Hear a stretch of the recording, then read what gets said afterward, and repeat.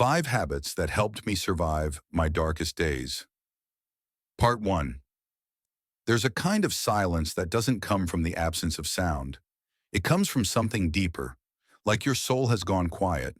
That's the kind of silence I lived in during the darkest days of my life. If you're watching this right now, I want to start by saying, I see you.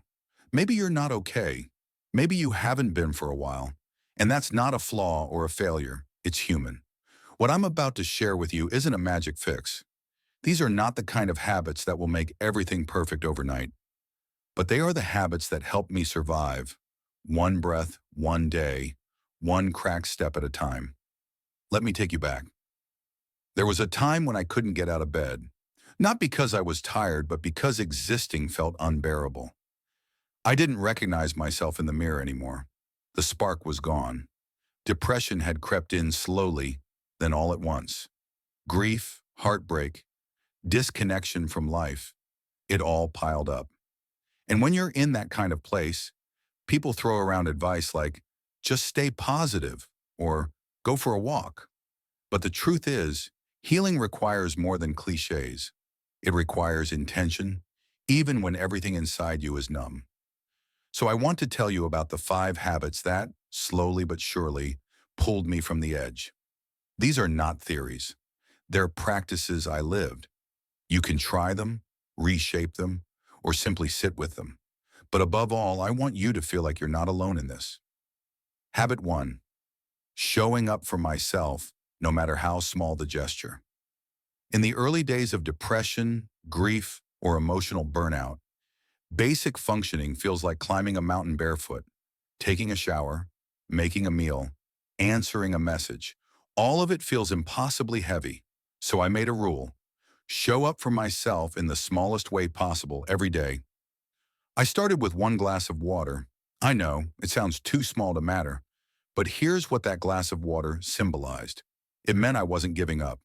It meant that no matter how much pain I was in, there was still a part of me that cared. That single glass, placed carefully on my nightstand each morning, became my silent protest against the darkness. Over time, that one act became 2, brushing my teeth, opening a window, washing a plate, and slowly that became enough momentum to function. I want to emphasize this. Progress in the darkest times doesn't look like achievement. It looks like survival. Showing up doesn't mean being productive. It means proving to yourself that you are still here, still worthy of care, even if your world is falling apart. If all you can do today is get out of bed and sit upright for 10 minutes, that counts. If you can take one deep breath and name one thing in your room, that counts. Your healing doesn't need to be loud to be real. I started celebrating these microscopic wins. I'd whisper to myself, you did it, even when I felt ridiculous. But it mattered. Affirming your own effort, even when no one else sees it, is one of the most powerful things you can do. There's a quiet dignity in surviving when your soul feels hollow. Habit 2. Creating a non-negotiable morning anchor. When you're in emotional survival mode, time blurs. Days bleed into nights. The structure disappears, and so does your sense of self. One of the most stabilizing things I did was create a non-negotiable morning anchor. A routine that took no more than 10 minutes, but grounded me in something familiar, something mine. For me, it was sitting in silence with a hot drink, usually tea, no phone, no distractions, just me, the mug in my hands, and the quiet. At first, I thought I needed to be doing something productive during that time, like journaling or goal setting. But I quickly realized that the point wasn't productivity, it was presence. That simple ritual reminded me that I existed outside of my pain, that I could hold something warm, breathe deeply, and just be. If tea's not your thing, your anchor could be music, a prayer, a 5-minute stretch, even lighting a candle and staring at it for a minute. It doesn't have to be deep, it just has to be yours. The point of the anchor is not to fix you, it's to gently tether you to a rhythm, something stable in the chaos. And here's what I noticed. The days I honored that morning anchor, even if I spiraled later, something inside me felt less chaotic. Like I'd planted a flag, like I'd started the day by saying, I'm still here and I'm still trying. And some days that was enough to keep me from falling completely apart. Habit 3, speaking the unspoken and letting people in carefully. One of the most dangerous things about depression, grief, or burnout is the isolation. You start convincing yourself that no one would understand, or worse, that no one would care. I fell into that spiral hard. I'd smile and say I'm fine while silently screaming inside. But eventually I learned that pain demands to be witnessed. Not always fixed, but and witnessed. So I started speaking the unspoken. Not to everyone. This isn't about dumping your heart out on social media or overloading people who aren't equipped to support you. It's about choosing safe people. The ones who don't interrupt, who don't minimize, who just stay present. I remember the first time I told someone, I'm not okay and I don't know how to be. Just saying that out loud felt like unclenching a fist I didn't realize I'd been holding. I didn't need advice. I didn't need pep talks. I needed someone to say, that makes sense. I'm here. If you don't have people like that in your life right now, I want to acknowledge that pain. It's real and it's heavy. But there are spaces, support groups, online communities, even therapists, where you can practice being seen. And if speaking feels too hard, write, journal, record voice notes, paint, dance, grieve through movement. What matters is not holding everything inside. Your emotions are not a burden. They are evidence of your depth. There's a reason why we feel better after crying in someone's arms or being heard without judgment. Healing often begins the moment your pain is shared. And no, that doesn't mean it disappears, but it loses its sharpest edge. You start realizing you're not the only one who's ever felt this way. And that realization that you're not alone can be life-saving. Habit 4, touching the physical world. When your mind feels like a storm you can't escape, one of the most grounding things you can do is return to the body and the senses. I call this touching the physical world. Depression is sneaky. It pulls you into a mental fog that makes everything feel abstract and disconnected. So I started bringing myself back through my senses. Here's what that looked like. I'd walk barefoot in the grass. I'd run my fingers along textured surfaces like tree bark or the edge of a worn book. I'd hold ice cubes in my hands to shock myself out of dissociation. I'd eat something sour or spicy to bring my focus back to the moment. These things sound small, but they were like a life raft when I was drowning in thought. Movement helped too. And I don't mean going to the gym or doing a perfect yoga flow. I mean stretching my arms above my head, taking one slow step around the room, lying on the floor and letting myself feel the weight of gravity. When everything inside you feels unreal, your body can become your anchor. Even breath became a tool. I'd place my hand on my chest, feel it rise and fall, and remind myself, I'm here. I'm still breathing. Sometimes that was the only thing I had to hold on to, but it was enough to keep going. Habit 5, creating a low-pressure joy list. When I was deep in depression, joy felt like a foreign language. I couldn't remember what made me feel alive. So I created what I called a low-pressure joy list. A collection of tiny, doable things that used to make me smile, even if just for a second. Not go skydiving or travel the world. Just simple, accessible joys. Watching a funny dog video, playing with colors, listening to a song I used to love in high school, sitting in the sun, looking at photos of nature, smelling something familiar, like a favorite old perfume. I didn't force myself to enjoy them. That's the key. I gave myself permission to just be near joy, not demand it from myself. Over time, those things began to crack the numbness. Just a little. And that little was everything. You don't need to feel happiness to move toward healing. Sometimes it's about remembering what used to feel good and letting yourself touch it again, gently. 5 habits that helped me survive my darkest days. Part 2. Let's pick up where we left off. By the time I had started practicing those 5 habits, showing up for myself in small ways, creating a morning anchor, letting people in carefully, touching the physical world, and building a low-pressure joy list. I wasn't healed, but I was breathing more steadily. Some days were still brutally hard, but I had tools now, lifelines, and that made all the difference. But here's something no one really talks about when you're starting to feel a little better. Relapse happens. Not just with clinical depression or burnout, but with grief too. You don't climb out of the darkness in a straight line. It's messy. One good day doesn't mean it's over. One bad day doesn't mean you're back at the bottom.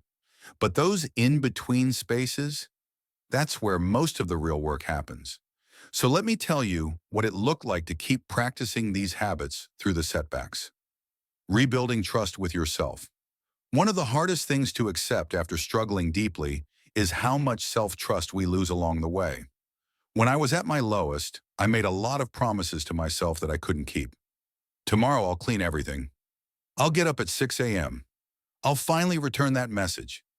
But then the fog would come back and I wouldn't do any of it. Over time, that builds shame, and shame whispers, "See? You're unreliable.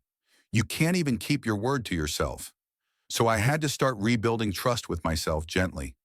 And I did that by only making promises I could absolutely keep. I stopped saying, "I'll do 5 things today," and started saying, "I will drink 1 glass of water." That's it. And when I kept that promise, even though it seemed small, something started to shift inside me. I began to trust myself again. That habit evolved. I started keeping a tiny trust journal. At the end of the day, I'd write 1 sentence. Today I showed up for myself by.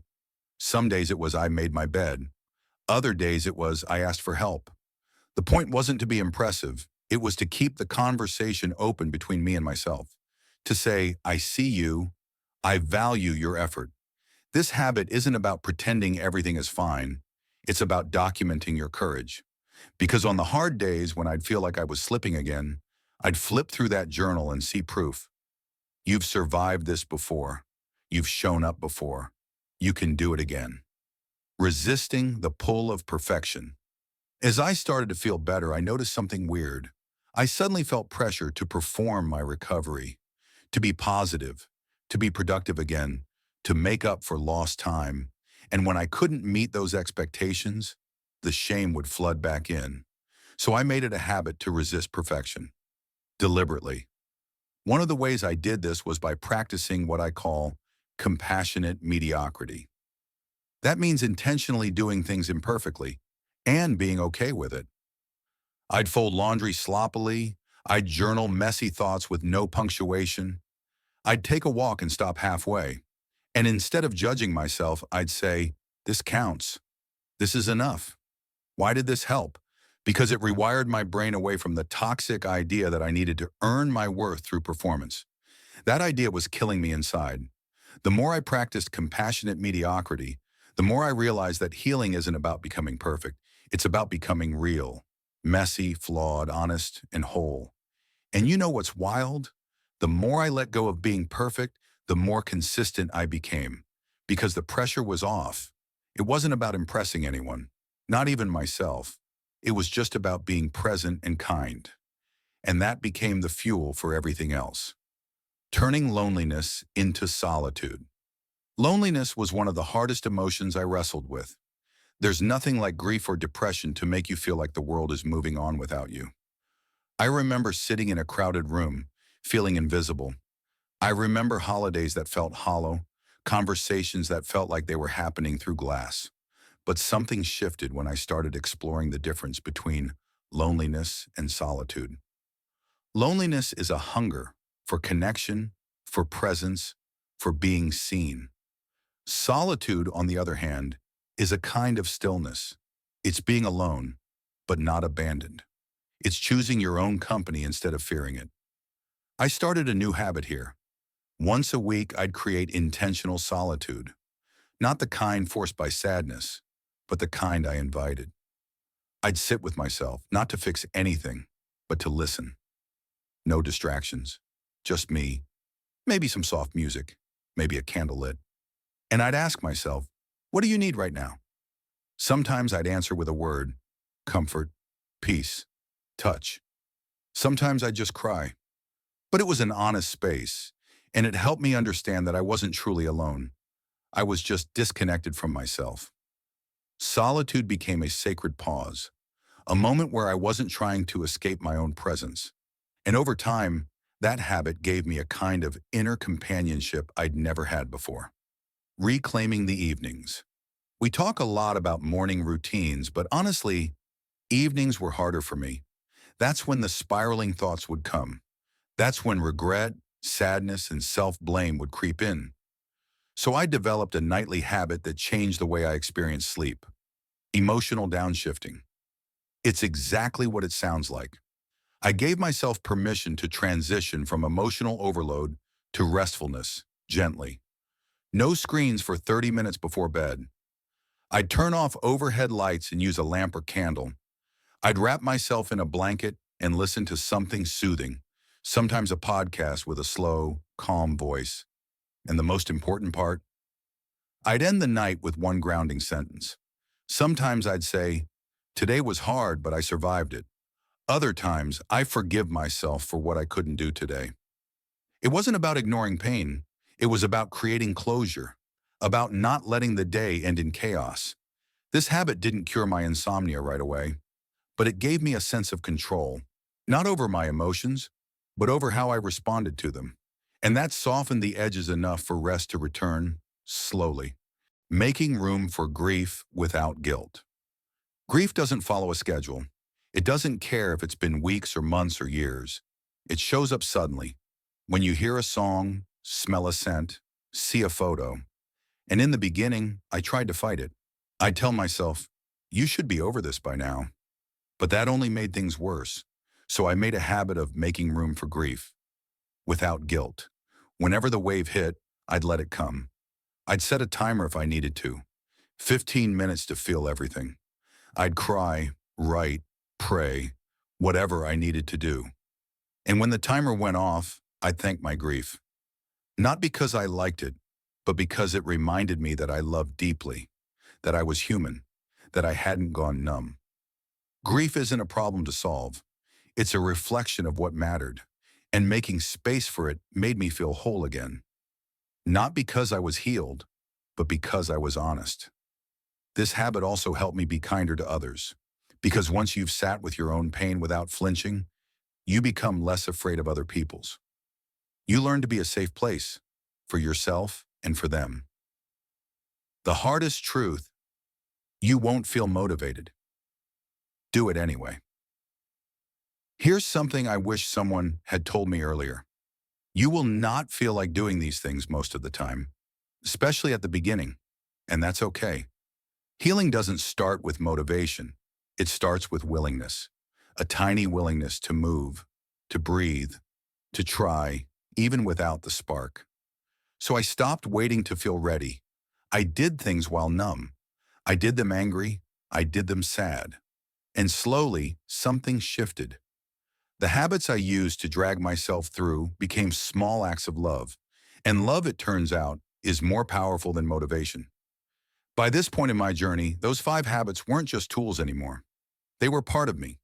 They didn't make the pain disappear, but they gave me something even more valuable: resilience without pressure. I didn't need to pretend I was okay. I just needed to keep showing up in small, honest ways. That became enough. But as time passed, I started noticing something new. I wasn't just surviving, I was rebuilding, slowly, quietly. And those same 5 habits that once kept me afloat began to evolve. They deepened. They shifted.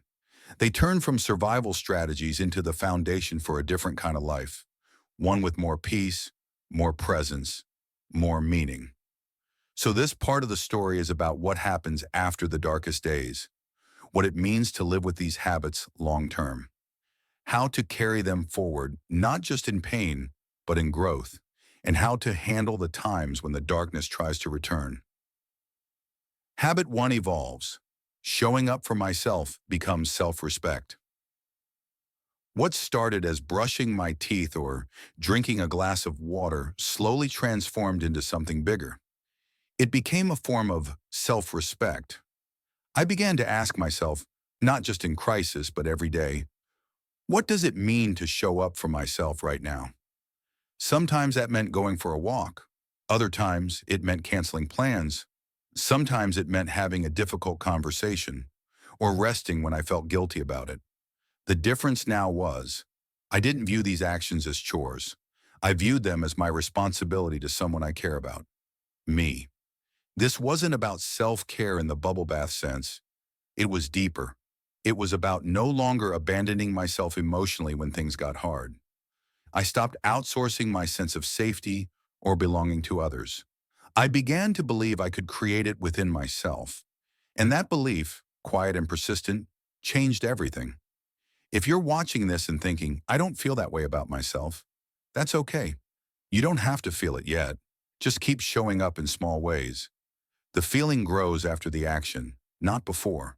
Love is built, not stumbled into. Habit 2 evolves. Morning anchors become mindful mornings. My simple morning habit, a cup of water, a stretch, a breath, began to feel like a ritual over time. It was no longer just about grounding myself for survival. It became about welcoming myself into the day. I started lighting a candle in the morning, not for any spiritual reason, just because it felt gentle. I played the same soft song while making tea. I learned not to check my phone first thing because I realized that the world could wait. I mattered more than my notifications. These tiny acts turned into a kind of reverence, not for productivity, not for performance, but for presence, for honoring that I had made it to another day. That was worth marking. And on the hard mornings, when I still felt the fog creeping in, those anchors gave me something to hold on to. They reminded me, even when everything feels chaotic, I can create a pocket of peace. Right here, right now. Habit 3. Evolves. Letting people in becomes choosing wholeness in connection. At first, letting people in felt terrifying, like opening a wound and hoping no one poked it. But over time, something amazing happened. I started to feel less alone in my truth. I stopped thinking I had to clean myself up emotionally before reaching out. The biggest shift came when I realized that vulnerability isn't about dumping your pain on others. It's about being honest about where you're at, without shame. I started using phrases like, I'm not okay, but I don't need fixing, just presence. I'm having a hard time. Can you just sit with me? I don't have words yet, but I need to be near someone safe. These phrases changed the game. They gave people permission to show up as they were too. And the connections I formed from that space, they were deeper than anything I'd experienced before. We weren't performing for each other. We were holding space. That's what real connection feels like. And when people couldn't meet me there, I stopped blaming myself. Not everyone can walk with you through pain. That's not your failure. It's just a sign to choose your circle with care. Habit 4 evolves. Touching the physical world becomes embodiment. Remember how I started just touching objects, blankets, books, my own heartbeat, just to feel real again? That habit deepened into something powerful. Embodiment. I started dancing in my room, not to be good at it, but to feel my body move without judgment. I took long showers and let the water remind me I was alive. I walked barefoot outside. I touched leaves. I felt sun on my face. I noticed how my feet hit the floor when I walked. These were not big spiritual experiences, but they were honest, and they reminded me again and again that I am not just a mind sprawling with thoughts. I am a body, a living being, and that means I can come back into this moment no matter how far I feel I've drifted. Embodiment became my reset button, my truth check, my way of saying, you're still here, and here is enough. Habit 5 evolves. The joy list becomes a joy practice. When I started my joy list, it was just about reminding myself that joy was still possible. But eventually it became more than a list. It became a practice. I started building joy into my schedule on purpose, not as a reward for productivity, not as an escape from pain, but as a valid need. Just like food, just like sleep. I stopped asking, do I deserve this? And started asking, what lights my soul gently today? Some days it was painting with no plan. Other days it was watching a bird outside my window, reading a quote that stirred something in me, laughing at an old sitcom, breathing in lavender oil. Joy became not just a thing I stumbled upon, but a way of engaging with life, even the painful parts, because I realized that joy and grief are not opposites. They coexist, and the more I honored both, the more I felt whole. When the darkness tries to come back, let's be real, it still comes back. Not every day, not as intensely, but there are still hard seasons, tired days, lonely moments. And that's okay. The difference now, I know how to meet it. I don't panic when I feel low. I don't spiral into shame when old sadness returns, because I've practiced what I call gentle preparedness. That means I keep my morning anchors even when I feel fine. I maintain a low-stakes support system even when I feel independent. I revisit my trust journal when I start doubting again. I continue my joy practices even when life is stable. Why? Because these habits aren't about escaping darkness. They're about walking through it with light in your pocket, light you built yourself, light no one can take from you. Final thoughts. If you're watching this right now and you're in the middle of it, the grief, the burnout, the depression, I want you to know something. You are not broken. You are not weak. You are going through something human, something sacred. And while it might not feel like it, you are healing. Healing isn't loud. It isn't flashy. It's a quiet kind of bravery. The kind that looks like brushing your hair after 3 days, texting a friend, "I'm not okay," drinking water, breathing through a panic attack, letting yourself cry, letting yourself laugh too. And if you remember nothing else from this whole series, remember this. Small acts of consistency in the dark are more powerful than bursts of brilliance in the light. You don't need to have it all figured out. You don't need to be thriving. You just need to keep showing up. That's how you survive your darkest days. That's how you live again. Thank you for walking through this with me. You're not alone.